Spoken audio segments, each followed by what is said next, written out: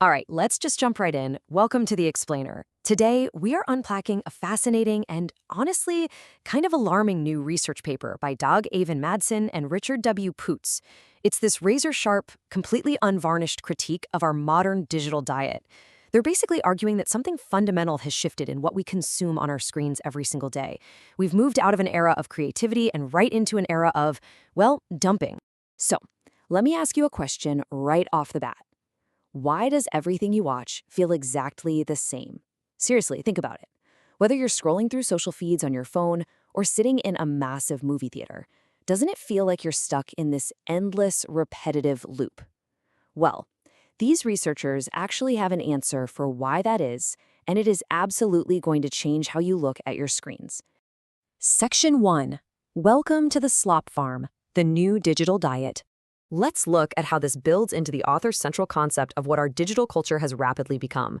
The authors define this specific term, slop, as the flood of lazy, derivative, endlessly recycled outputs from text, image, and avatar models.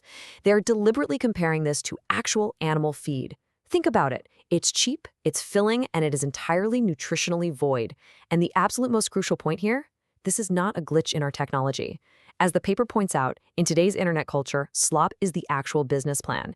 It's literally being ladled out to us by the ton. Section 2.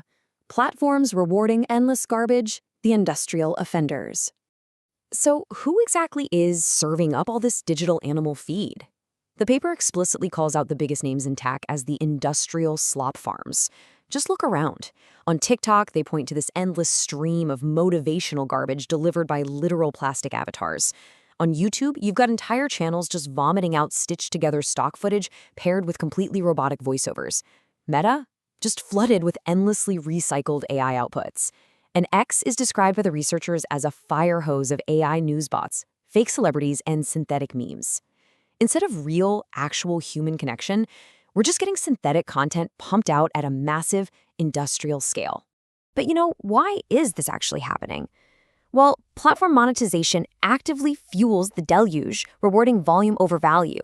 The paper cites 2025 findings from researcher El Rijo, showing that platform payment structures actively encourage this exact flood. You see, the system pays out based on sheer quantity, not quality. So the more garbage you dump onto the algorithmic highway, the more you get paid. It's that simple. The researchers argue that in this kind of race, originality essentially just becomes roadkill. Which brings us to a really massive irony highlighted by the authors regarding the endless update cycle of algorithmic retention. They point out the glaring hypocrisy of these major platforms. For instance, when YouTube suddenly vows to ban repetitive AI spam, the authors are basically like, spare us. Why? Because Google is literally one of the world's largest AI producers. They're pretending to act as the health inspector while they are actively running the machine learning models that create the slaughterhouse. The authors argue this hypocrisy doesn't just stink, it oozes. Section 3. Hollywood's sequel conveyor belt, the art of selling leftovers. Now, this issue isn't just confined to social media bots, right? It extends straight into traditional media. In fact, the authors argue Hollywood is actually the most polished slop factory out there, having spent 2 decades perfecting this conveyor belt. Just look at this timeline of Batman reboots from Warner Brothers. It's like a scratched record. You got Keaton, Kilmer, Clooney, Bale, Affleck, and then Pattinson. Now, while the paper does acknowledge that Keaton's gothic turn and Bale's brooding realism had distinct vision, this constant churning out of the exact same property perfectly illustrates how originality gets replaced by endless repetition. It's just another Fast and Furious, another Spider-Man reboot, another Marvel origin story that's completely indistinguishable from the last dozen. Man, the ultimate irony here can be seen with Pixar. Pixar used to give us bold originality. I mean, think of WALL-E, a film that is literally a meditation on mass consumer waste. But look at the comparison here. The researchers point out that the very studio that critiqued the waste stream is now just happily feeding it, settling for endless prequels and sequels like Toy Story 5 and Inside Out 2. They're just squeezing their own properties right through that exact same digital meat grinder. Section 4. The platform capitalism problem. Binge today, forget tomorrow. So what is the underlying economic engine driving this relentless trend across both social media and Hollywood? The researchers draw on a concept from 2016 by N. Srinatik called platform capitalism. In this context, it's an economic model optimized entirely for shareholder reports and algorithmic retention curves. Meaning, content isn't made to be remembered, it's not made to move you, it's created simply to fill space on a streaming menu. The treadmill just has to keep running. because the core logic of this capitalism requires more content tomorrow than we had today.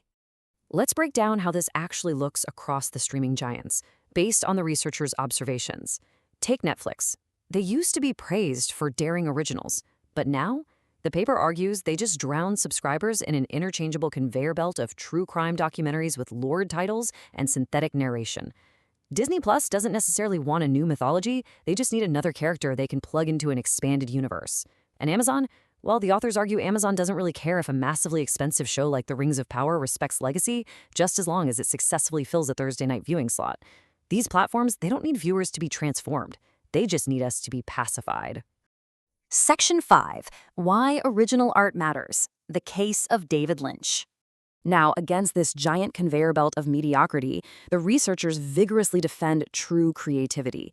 See, slop thrives on glut. It's engineered for easy digestion, sliding down bland and lukewarm before vanishing entirely, kind of like yesterday's drive-through bag. But true creativity, it thrives on scarcity. The paper uses the film Mulholland Drive by David Lynch as a prime example here. That film unsettles you, it disturbs you, and it lingers like a fever dream precisely because it absolutely refuses to follow a formula. Slop is never going to unsettle you. But real art disorients you and forces you to actually sit in that unease. And the artists themselves, they feel this deeply. According to a 2024 survey by Lovato and colleagues, creators already know what is being lost: originality, agency, and the right to say no. The authors frame this as a literal ecological danger.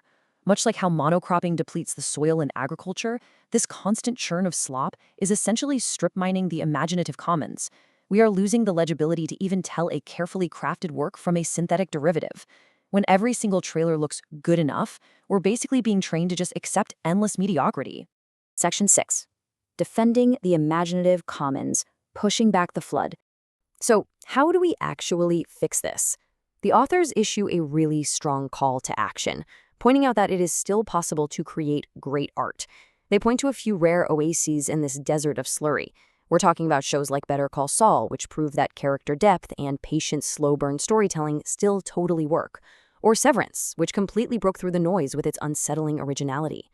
Succession, which managed to end on its own terms, razor-sharp and totally unbloated. And/or a rare spin-off that actually valued politics and character over merchandising. And early seasons of The Crown, showcasing true prestige television craft. But the crucial point the researchers make here is that these triumphs only shine so brightly because they're surrounded by so much absolute waste. They just highlight how barren the rest of the landscape has actually become. But let's end this on a note of hope, because audiences are not fools. The researchers conclude that we know when we've been handed leftovers. You can definitely taste the difference between a carefully crafted story and a product that's just been engineered for algorithms. The paper argues that unless originality is fiercely defended as a stubborn virtue, we're all just going to end up grazing at the trough. But real art, precisely because it is scarce and stubborn, is always going to taste better than slow. So I want to turn this over to you. What was the last truly original piece of media you watched that actually made you feel something real? Was it a movie, a show, maybe a piece of writing? Let us know down in the comments below. I seriously can't wait to read your thoughts. Thanks for joining me on this explainer, and keep demanding originality.